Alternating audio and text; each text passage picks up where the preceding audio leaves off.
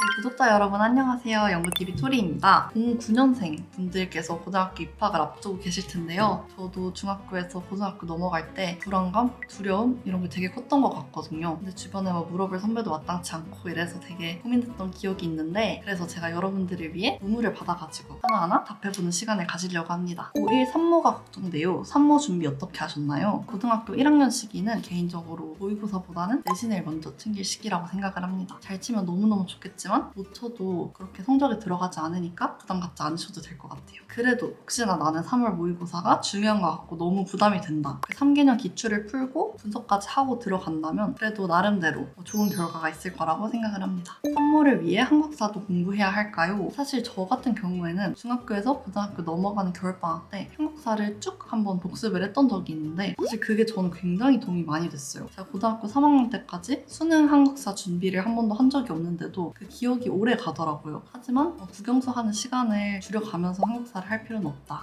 라고 말해주고 싶어요. 통합사회, 통합과학 선행해야 할까요? 일단 저 같은 경우에는 통합사회는 선행을 안 했고 통합과학은 조금 했습니다. 사회 같은 경우에는 암기 위주이기 때문에 내신 기간에 열심히 해도 시험을 치는데 무리 없이 따라갈 수 있었어요. 과학 같은 경우에는 어쨌든 내신에서 변별을 하려면은 물론 화원, 생원, 지원 이런 데서 끌어올 수밖에 없단 말이에요. 그래가지고 그런 거에 대비를 좀 하고 이해를 돕고자 저는 한 학기 정도 먼저 선행을 했었습니다. 수학 선행 얼만큼 해야 할까요? 무조건 1년입니다. 사실 한 학기는 너무 적고 1년 이상은 좀 불필요하게 많은 것 같다고 생각을 하긴 해요. 물론 1년 이상 선행을 해도 완벽한 이해를 기반으로 충분한 문제풀이 양이 따라온다면 정말 최고겠지만 대부분은 사실 그렇지 못한 경우가 더 많잖아요. 1년이라도 제대로 하자가 저의 모토입니다. 쉬는 시간이나 점심시간에도 공부해야 할까요? 학기 초에 친구가 없을 때는 쉬는 시간에도 공부를 했습니다. 근데 사실 개인적으로 쉬는 시간에는 자거나 체력 보충을 하거나 친구들이랑 놀면서 리프레시 시간을 가지는 것도 저는 필요하다고 생각을 합니다. 쉴 땐 쉬고 다 같이 공부할 땐 집중해서 공부하고 수업도 열심히 듣고 하는 게 더 나을 것 같습니다. 성적 유지를 꾸준히 할 수 있었던 팁이 있다면 일단 당연히 매 시험마다 공부를 꾸준히 열심히 하는 것도 중요한데요. 올바른 방향성을 찾는 게 굉장히 중요하다고 생각을 해요. 학교마다 시험 스타일이 있고 선생님들마다 어느 부분에서 문제를 어떻게 내는지에 대한 스타일이 정해져 있단 말이죠. 그거에 맞추어가지고 효율적으로 공부를 하면은 시험 기간에 시간도 아끼고 문제를 풀 때 정답률도 높일 수가 있기 때문에 고등학교 첫 시험은 내가 이 시험 어떻게 나오는지 한번 볼까? 내가 공부한 게 얼마나 잘 맞을까? 이거를 시험하는 용도로 보시면 좋을 것 같고요. 물론 내신에 들어가니까 너무 가벼운 마음은 안 되겠죠? 그 다음부터 나왔던 기출 문제들을 열심히 분석을 해가지고 그거에 맞는 전략을 잘 세우는 게 중요할 것 같습니다. 여고 내신 따기 많이 힘든가요? 수학, 과학 같은 이과적인 과목에서는 상대적으로 공학에 비해서는 어렵지 않았던 게 맞는 것 같아요. 국어, 영어, 사회, 한국사 이런 문과 과목들은 여고에서 내신 따기가 정말 어렵습니다. 특히 영어 같은 경우에는 저희 학교가 영어 시험이 어렵게 나오기로 거의 한 손 안에 꼽히는 학교였어요. 그래가지고 영어는 진짜 쉽지 않았고 사회랑 한국사 같은 경우에도 아무리 어렵게 내셔도 그거를 100점 맞는 아이들이 있으니까 내신 경쟁이 조금 치열했다 볼 수 있겠습니다. 공부 습관 잡는 방법이 있을까요? 핸드폰 내려놓으시길 바랍니다. 핸드폰 내려놓는 것만 해도 공부 습관이 많이 잡히는 방법 중 하나라고 생각을 해요. 그리고 공부 습관 잡으려면은 오래 앉아있는 것부터 시작을 해야 됩니다. 내가 그 오래 앉아있는 시간 동안 풀로 집중은 당연히 못할 수 있죠. 하지만 앉아있으면서 글을 좀 읽어보고 문제도 풀어보고 하면서 이제 차차 순공 시간을 늘려가면 되는 거니까요. 공부 습관은 본인 의지에 달려있다. 과목별 공부 꿀팁. 국어는 모의고사 최대한 많이 풀면서 지문은 이렇게 읽는 거구나, 문제는 이렇게 푸는 거구나 하는 감을 좀 익히셨으면 좋겠어요. 수학은 일단 문제 진짜 많이 풀어보는 게 중요해요. 왜냐면은 개념을 이해하는 거랑 응용해서 문제를 푸는 건 또 다른 영역이거든요. 그래서 저는 응용을 하는데 되게 어려움을 많이 겪었던 사람인데요. 제가 한 달 동안 수학 문제집 8권을 푼 적이 있어요. 근데 그러고 나서 수학 실력이 되게 확 올라가는 거를 느꼈단 말이에요. 그래서 수학은 일단 무조건 양치기, 그리고 영어는 무조건 단어 외우는 것부터가 시작이고, 바텀은 일단 개념 이해를 방학 때 하고 내신 때는 짜잘짜잘한 암기 그리고 응용 문제 푸는 걸 했고요. 사회 같은 경우에는 내신 기간에 열심히 외웠습니다. 근데 사실 자기한테 맞는 공부 방법이 있고 시행착오를 거치면서 이걸 본인이 찾아가는 게 진짜 중요할 것 같아요. 고등학교 문제집 추천해주세요. 제가 진짜 추천해주고 싶은 문제집이 있는데요. 수학의 고쟁이라는 문제집입니다. 사실 고쟁이가 진짜 애증의 관계거든요. 수상 때 고쟁이를 사가지고 풀면서 수학 때는 이 문제집 절대 안 산다 이랬는데, 수학 때 또 고쟁이를 사가지고 풀면서 수원할 땐 절대 안 산다 이러고, 수험 때 풀고 수능 땐 절대 안 산다. 그것도 수트를 고쟁이를 풀고 학통 때는 절대 안 한다. 하고 확정까지 이렇게 풀커리를 탄 그런 문제집인데요. 이게 사실 고쟁이가 진짜 어려워가지고 푸는 동안은 너무 고통스러웠는데 풀고 나니까 실력이 진짜 확 오르는 그런 좋은 문제들이 많이 실려 있더라고요. 그리고 국어나 영어 같은 경우에는 족보닷컴이라든지 모의고사 변형 문제 같은 걸 이용해서 내신 대비를 많이 했었는데 그게 도움이 좀 됐던 것 같아요. 언니만의 생기부 팁이 있나요? 진로가 뚜렷하신 분들에 한해서 제가 도움을 좀 드릴 수 있을 것 같은데 일단 가고 싶은 학교, 학과 교수님의 세부 전공을 한번 찾아보세요. 예를 들어 저희 학교로 말씀드릴 것 같으면 역사교육과 교수님들 중에 한국 고대사, 조선 후기 경제사, 일본사, 중국사, 서양사 전공이 되게 다양한 교수님들이 계세요. 사실 그분들께서 이제 여러분의 생기부를 평가를 해주시는 거니까 그 교수님들의 저서를 좀 참고를 한다든지 아니면 그 교수님들의 연구 분야에 대해서 저도 좀 조사를 해서 생기부에 넣는다든지 교수님들이 좋아할 만한 평가를 잘 받을 만한 그런 활동을 좀 하려고 했던 것 같아요. 그리고 저는 생기부 관련해서 활동을 할 때 현대의 상황과 알맞은 활동을 하려고 노력을 많이 했었는데요. 너무 옛날 문제에 대한 활동을 하면은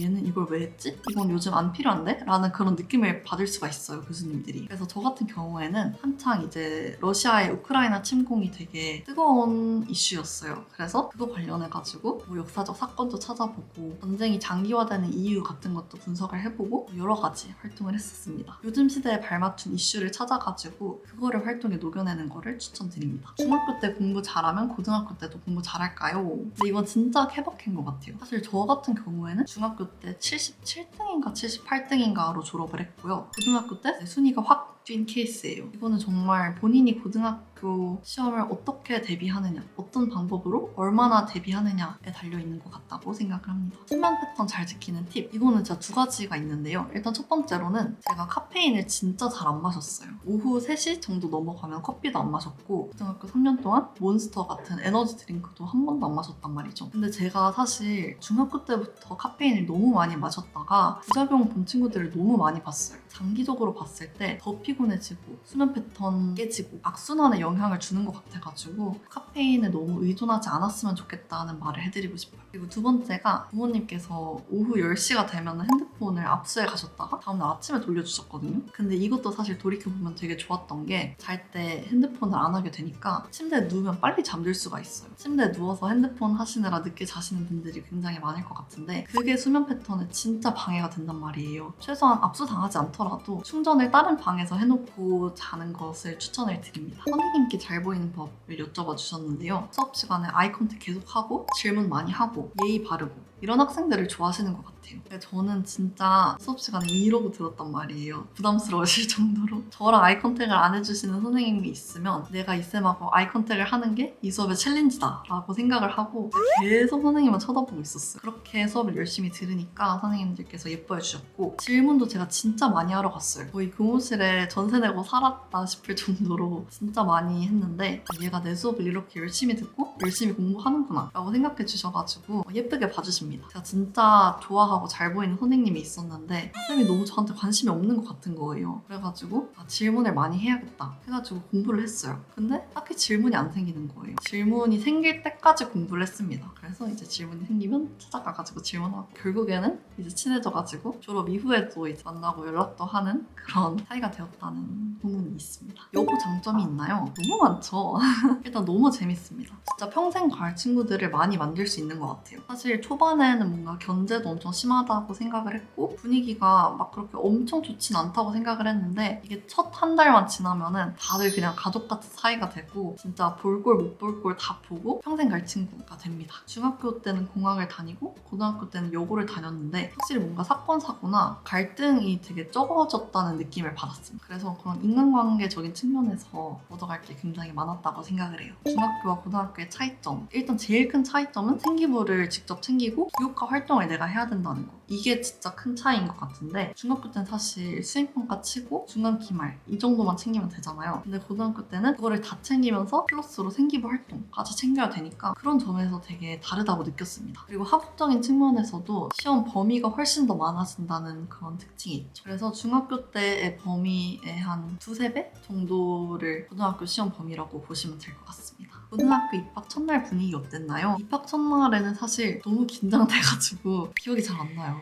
냉랭한 공기 속에서 저만 이제 다른 학교에서 오고 나머지는 다 서로 이미 친한 애들도 있고 이런 사이 속에서 용감하게 친구들에게 다가가서 인사를 하고 친해졌습니다. 고등학교에서 적응 잘하는 방법 그리고 친구 사귀는 법 너무 튀는 행동만 안 하면 어느 정도 두루두루 친해질 수 있는 것 같습니다. 초반에 친해지기 어려워도 시간이 지나고 서로에게 익숙해지다 보면은 2학기부터는 진짜 다 같이 가족 같은 사이가 된단 말이에요. 친구들한테 잘 다가가가지고 웃는 얼굴로 인사도 좀 하고 그리고 너무 경쟁의식 갖지 말고 같이 잘 됐으면 좋겠다 하는 마음으로 바라봐주면 금방 적응할 수 있을 거라고 생각을 합니다. 연애해도 될까요? 이것도 마찬가지로 제가 고등학교 때 연애를 안 했어가지고 잘 모르겠지만 사실 연애를 안 한 자로서 안 해서 나쁠 건 없었습니다. 물론 좋은 사람이 있으면은 제가 하지 말라고 해도 하시겠죠? 그렇지만 안 한다고 해서 손해볼 건 없다. 이렇게 생각을 합니다. 체력 관리 비법이 있나요? 이거 제가 아까 말씀드린 카페인 안 마시는 거. 이게 진짜 체력 관리에 일단 중요한 것 같아요. 운동하는 것도 사실 엄청 중요하단 말이에요. 고등학교 1학년 때까지는 그래도 별로 안 힘든데 하면서 살았어요. 근데 고등학교 2학년 1학기 끝나고 계단으로 한층 올라가는 것도 너무 힘들 만큼 체력이 급격하게 떨어지는 거를 느꼈거든요. 그래서 그때 큰일 났다 싶어가지고 여름방학 때 새벽 수영을 다녔습니다. 새벽 수영을 다니니까 되게 체력도 금방 회복이 되고 여러모로 되게 운동을 하니까 좋더라고요. 그래서 너무 운동을 시간 낭비라고 생각하지 말고 장기적으로 봤을 때 공부 순공 시간을 늘리는 데도 도움이 되니까 운동을 조금이라도 하셨으면 좋겠어요. 언니가 고등학교로 돌아간다면 바꾸고 싶은 게 있나요? 없습니다. 항상 고등학교 때 공부할 때 나중에 돌아봤을 때 스스로한테 부끄러움 없도록 지금 행동하자라는 거를 항상 마음속에 새기면서 살았거든요. 그래서 다시 돌아가도 이거보다 더 잘할 자신이 없어요. 고등학교 생활 필수템 있나요? 아이패드가 진짜 필수템인 것 같아요. 필기 같은 것도 아이패드로 할 수 있고요. 문제 푸는 것도 아이패드로 할 수 있고 그리고 저는 아이패드에 깔리는 그 앱 중에 화상 과외 받는 그 시스템을 정말 잘 이용을 했었는데요. 이게 뭔가 과외보다는 싼 값에 온라인으로 과외를 받을 수 있는 거니까 아이패드가 되게 그런 점에서 유용하게 사용했던 것 같아요. 그리고 인강 들을 때도 노트북으로 듣는 것보다 아이패드로 듣는 게 훨씬 더 편하게 느껴졌어요. 그리고 두 번째 필수품은 이제 포스트잇인데요. 저는 공부할 때 단권화를 했었단 말이에요. 근데 단권화 할 때 책에 직접 쓰는 것보다 포스트잇을 써서 붙이는 게 훨씬 더 깔끔하고 눈에 잘 들어오더라고요. 그래가지고 포스트잇 진짜 제 고등학교 때 없어서는 안 될 필수품이었습니다. 방송이나 담요 같은 것도 필수품이죠. 네, 이렇게 드디어 많은 질문에 제가 다 답변을 드렸는데요. 어떻게 도움이 좀 됐을진 모르겠지만 혹시나 제가 부족했던 점이 있거나 좀 더 추가적으로 궁금한 점이 있으면 댓글로 알려주시면 제가 답글을 달아드리도록 하겠습니다. 09년생들이 고등학교에 들어간다니 정말 아득하네요. 아무튼 화이팅이고요. 사실 저도 중학교에서 고등학교 넘어갈 때 진짜 너무 긴장되고 그랬었는데 어차피 고등학교도 다 사람 사는 곳이어서 그런지 너무 지레 겁먹을 필요는 없겠다는 생각이 들더라고요. 그래가지고 너무 힘들어하지 말고 꿋꿋이 열심히 하시면 되겠습니다. 여러분들은 언제 어디서나 잘할 수 있을 거라고 믿습니다. 화이팅! 안녕! 제가 적응을 진짜 잘 못하는 편이라서 드릴 말씀이 있을지 모르겠는데 제가 어느 정도로 적응을 못했냐면은 고등학교 3학년 때 친한 친구들하고 한 명도 안 붙고 다 다른 반이 됐어요. 친구 만들기가 너무 어려워가지고 4월 말까지 혼자 다녔어요.